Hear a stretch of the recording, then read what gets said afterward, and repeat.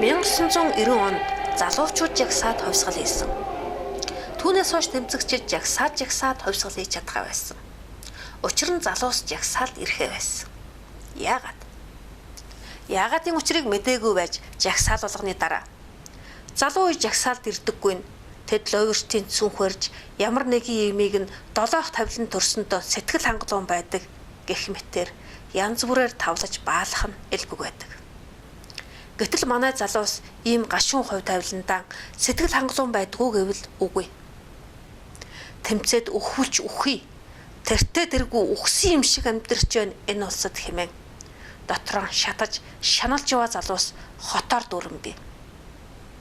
Тэгвэл хэнийгч тэгж зусардахгүйгээр хэнийч юугч долоохгүйгээр амьдрч болох амьдралын баталгааг тэдгээр тэмцэгчид ягсагчдын хэнэгн нь залуу үедээ гаргаж өгсөн билүү? Саарл ордонд суух суудал нь хэвээр үлдээд суух хүн нь солигдох төдийд чанарын ямар ялгаа байна?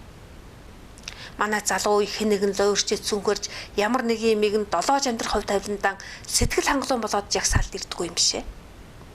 Энэ бузар нийгэм бурангуй тогтолцоог оронгоор нэргүүлэх ултай суурьтай тэмцэлд биеэн бэлдээд ордны өмнө жагсаж тэмцэх цуглаанд тэд ирдэггүй юм.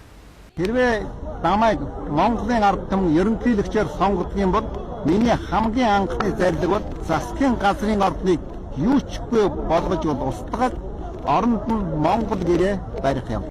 Энэ ордон бол Монголын төрийг Монголын ард түмэн хоёрыг тусгаарлаж байгаа зүйл юм аа. Энэ засгийн газрын ордныг үндсээр нь үгүй хийгээд засгийн газрын ордонд бол ажиллаж байгаа өндөр салентай илүү дутуу хүмүүсийг хөөж зайлуулах хэрэгтэй юм аа. Тэгсэн цагт Монголын төр шудраг болно. Ийм эрэмхий тэмцлийн тэргүүн эгнэнд далдралгүй зогсож, үеэрлэн ирвэс үхэлдэн үзэлцээ гэж, нөмөрн ирвэс нүдэлдэн уралцъя гэж, нисэлдэн ирвэс харвалдан унгъя гэж, цагтан ирвэс цавчилдан тэмцъя гэж миний бие малын бичээрэн орхин мандлын говьосоо зарин ирж Монголын үндэсний фронтод нэгдсэн билээ.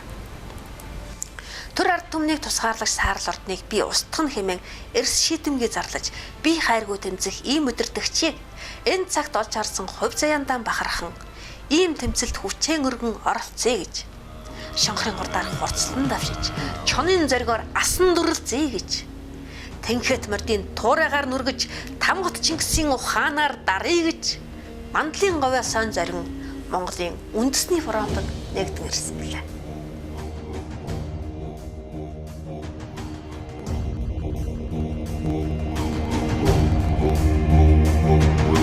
Шонхрын гурдаар хурцлан давшиж чонын зоргоор асан дүрлцъя тэнхэт мордын туурайгаар нүргэж тамгат Чингисийн ухаанаар даръя.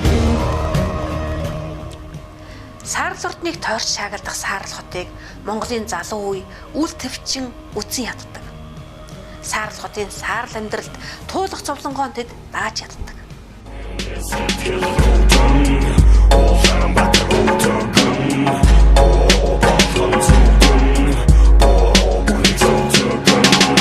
Би нэгэ дошон зудран утсан ятаа лалан талан сатлан гэдэг үгэн тэнгэрт хатаа надад талагдахгүй хүмүүс дамдаад бурхан чөтгөр хоёр шиг би бидэ хамдаад тэгэхээр Улаанбаатар барагданы талбар Харамсалтай. Дарагд хайр зарлан уралдаж дааш давшгүй ажилд нухлагдах аавууд ээжүүд үр хүүхдийнхээ энэ зовлон анзаарах сөхөгүй байдаг. Дарагд хайр зарлан уралдаж үр хүүхдэн анзаарах сөхөгүй ажиллах дэлхийн жишг 1921 оноос манайд орж ирсэн ч энэ бол Чингисийн үрс Монголын залуусын эвлэрэх ёстой хувь тавилан биш.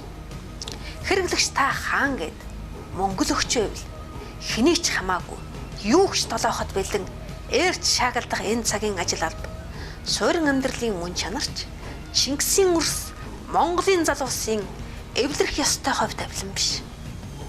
Энэ бузар нийгэм бурангуй тогтолцоог нүүдэлчин монголчууд бид л 10 тулан аянгалан нэргэж чадна.